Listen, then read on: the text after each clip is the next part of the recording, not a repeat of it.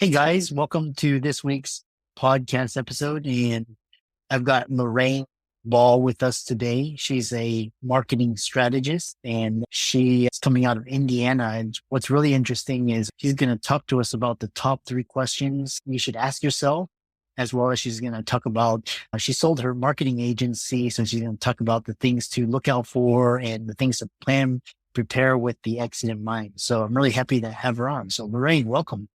Thank you so much. I'm excited to be here. Yeah, I know we met through Podmatch and talk about your journey, introduce yourself, and how the audience can benefit from your expertise. Journey. A bumpy road. I think, like a lot of people, I didn't end up doing what I started out to do, but I did about 20 years in corporate. And then I walked away, started my own business, and ran an agency that started as a traditional marketing company and evolved into a digital agency before I sold it a few years ago. And along the way, I started a podcast because it was a great way to build connections in my community. It was a great way to build connections with other marketing professionals. And when I sold the business, I kept the podcast. So if people are looking for me, you can find Lorraine Ball on LinkedIn. That's probably the best place to find me. Or look for my podcast, More Than a Few Words. And these days, I teach marketing at a local university and I work with clients on their marketing strategies. Interesting, because I'm a marketer at heart and I really love this idea. So talk about, this keys to your success, like what made you successful, and then also the people that are starting to build their personal brand and getting the marketing. What are those top three questions that you are referring to? So I think one of the things that really made me and then ultimately the agency successful was figuring out kind of core values. And for us, one of the core values was always curiosity. We spent a lot of time on the bleeding edge of technology. Every time there was a new platform or a new software tool that came along, I was like, okay, somebody go test this. Let's try it. Let's see, does it fit? Does it replace something that we're already doing? And I had a friend tell me that I wasn't on the leading edge, I was on bleeding edge, and that it was bloody, but it was profitable because we tried a lot of things. And when I talk about the podcast, I started my podcast in 2010. So that was way before it was a thing. It was way before everybody was doing it. And over the years, trying to figure out how it fit or why it fit. And there were a lot of times that we went back and forth on, do we still do it? And I think that's a really important part of that journey. But more than anything else was the curiosity of, how does this thing work? Do we need to play? Does it make sense for us? Does it make sense for our clients? And I would recommend that to anybody starting a business. Yeah, I really love that. And what you were referring to earlier on, we were talking backstage and you talking about these questions that everybody should consider. So what are those questions? So when you're starting a marketing campaign, whether it's a marketing strategy for your total business or you've got a business up and running and you're working on a particular campaign, three questions, and they're really simple, but they're not. First question is, who is your customer? And I can't tell you how many times I'd go to a networking event and somebody would say, I work with small to medium sized businesses. No, you don't. You work with small or you work with mid-sized businesses.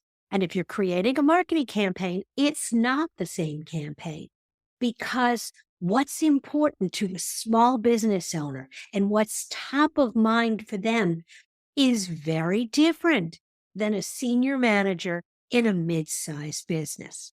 And so you got to figure out, who are you talking to? We're working with women 25 to 60. No, you're not.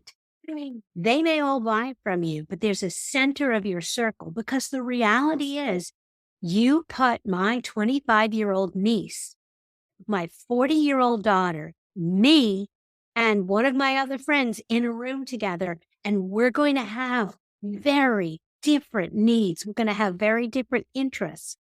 And if you want to talk to us, you can't use the same language. Number one, Who is your customer? And it's okay to have multiple customers and recognize that you got to create campaigns for each of them. That's number one. Number two, who is your competitor? And I love this. I used to work with a lot of tech firms, and they're like, this is a brand new software. There's nothing like it out there. We don't have any competitors. Yeah, you do. Yeah, you do. Because yesterday, before you introduced your product, I got news for you. Your customers were solving that problem. It may not be the way that you're going to solve it. It may not be as good as what you're doing, but they had a solution and you're competing with that solution. And there are levels of customers. There's tier one customers that do exactly what you do. You're a marketing firm. I'm a marketing firm. We're tier one competitors, right?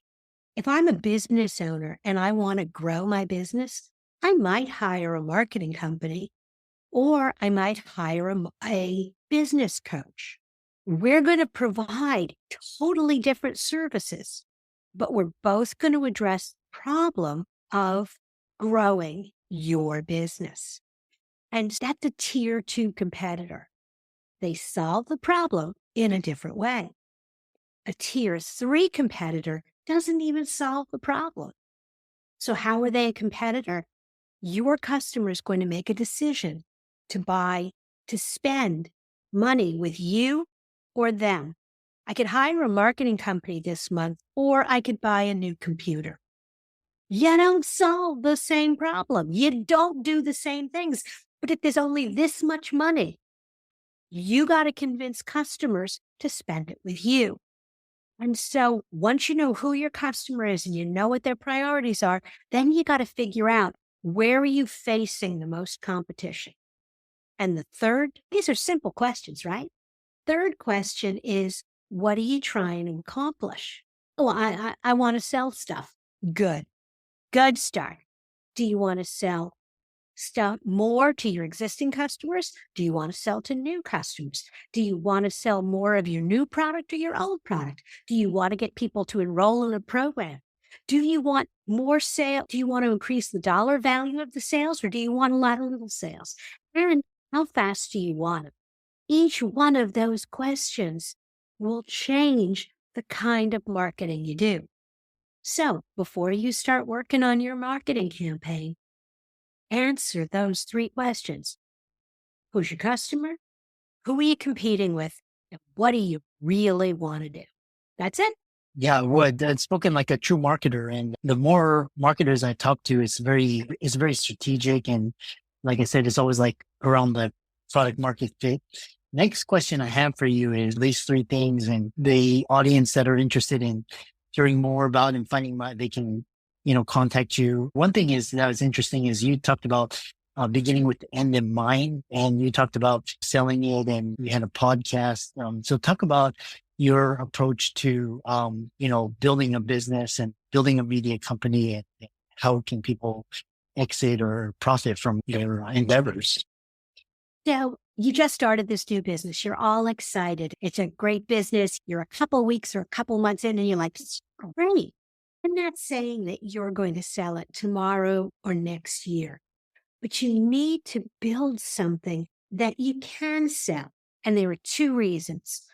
The first is, if you build this business with that idea at the point that you're ready to let go, and somebody comes along and says, hey, I'd like to buy your business, you have something of value to sell. We'll talk about what builds value in a minute. The second reason is that when you sell your business, particularly if you're either a solopreneur or it's a small business, but really the company revolves around you, right? One of the concerns of any prospective buyer is, what happens to the business when you walk away? If you have built a business that can run without you, that continues even if you're out of the equation, you have built something you can sell. And along the way, you can take vacations. Yeah, I ran the business for 19 years. It was probably 8 years, other than a long weekend here, 3, 4 days there. I didn't take vacations. I was afraid to be away from my business. And finally, we took the vacation. I was away for a week. I was on the phone constantly, but I was away. And then the next year, I left the country. I was in Japan for 2 weeks. And so I could call in, but when I was awake, they were asleep. And so really, I wasn't there. And you know what? They landed and closed the single biggest sale in my company's history. And I was fine. And they got the customer started. And when I came back, it was fine. And that taught me that the more I could standardize my processes, the more I could build a business that ran without me. It ran better when I was there, but it ran without me. How do you do that? The first thing that you have to do is standardize all of your procedures. You have to have systems, even if it's just you and you're like, but I'm doing all the things. Someday you're going to want to hire a virtual assistant. Someday you're going to want to hire somebody to come and work for you. How are they going to know what to do? And if the company grows, you're going to have a lot of somebodies. When I started the business, I had a project tracking system that I had taken from my corporate days. Was ridiculously complicated for a little business run by one person, right? It anyway. And 19 years later, if a customer called me and said, hey, Lorraine, I don't even know if you remember me. 12 years ago, you designed a logo for me. And I was always wondering, do you still have the original art files? Yes, I do. Give me 1 minute. And I could look them up and I could find that file on my server. And so I could do it, but then I taught that system to all of my employees. So anytime the phone rang and someone said, we'd never met, but 6 years ago, 7 years ago, a year ago, Lorraine, you guys did this for me. My teammate could say, yes, I found your project in our system. What do you need? And so when I sold the business, it wasn't just my current customers, but it was 19 years of history, hundreds of websites and logos, and people would keep coming back to us because we could still help them. That had value in the time that I was running the business, and it had value afterwards. Systems, processes, those kind of things. There is just no replacement for that when it's time to sell your business and when you're up and running every day. It's different. It's a different mindset because a lot of the audience, they are self-employed. Basically, they basically own their job versus renting a job. But the next level is business owners. And when you can start to implement the mindsets that you're talking about, you can automate a lot of things. One thing that was going through my mind is what if you have a business owner and they don't want to sell? Like that's what they have a multi-million-dollar and they can run without them, but they don't want to sell it. So what do you have to sell it or what are your thoughts? No, we're all going to die someday. You may not want to hear that. With this model, with this mindset, if you build a business that you ultimately can sell, it will run without you in the short term. And you can build this tremendously valuable cash machine that generates income so you can go on vacation. So your team can run it and it operates and they send you a check. And that's fine. And in the short term, building those systems made us more efficient. We did not do like when we did web design work. And yes, every website is different, blah, blah, blah. The bottom line is underneath that very custom exterior, is the same operating system. It's an automobile plant. The engine, the chassis, all of that is the same. It's just when it gets down to the very end of the line, you start polishing the outside and you put a different paint color. But underneath, every car coming down that line is the same. And when you understand that what you are running, when you're running that kind of company, is a production company, and you start thinking about your business like a manufacturing company, you start looking for ways to simplify, to standardize, to automate. And I don't care whether it's you by yourself or you and 100 people. If you're going to create a sustainable revenue model, yeah, I'm talking to, yeah, I know I said I wasn't a finance geek, but I do understand the basics. If you're going to create a sustainable revenue model, you absolutely must have those systems in place that allow you to do that, that allow you to avoid reinventing the wheel every time the phone rings. We standardized everything from, I was talking about web design. We used a tool, I'm trying to remember because software companies get bought all the time. And the tool we used in Sightly, which was bought by, I think, today.com. But basically, we had 100 steps and we broke them into sections. And when we moved a project from phase 1 to phase 2, we had 25 tasks that had to get done. And we knew this task went to the web team, this task went to the billing team. And so the emails would go saying, hey, this project is now in this stage and you are responsible for. And so nothing got forgotten. We didn't get to the end of the project and find out we hadn't put an engine in the car. And if it's just something for me, I still use a scaled down version of that same system for my podcast production. And it just reminds me, you've got this episode coming up. Did you send this note? Did you create the graphic? Did you do this? And sometimes I just do it automatically without thinking about it. But then I look at my task list and go, oh, forgot to do that. And it gets done.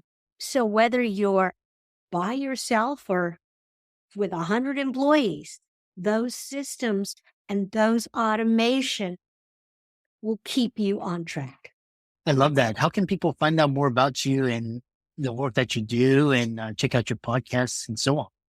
So yeah, you can look for More Than a Few Words anywhere that you listen to podcasts. You can go to morethanafewwords.com.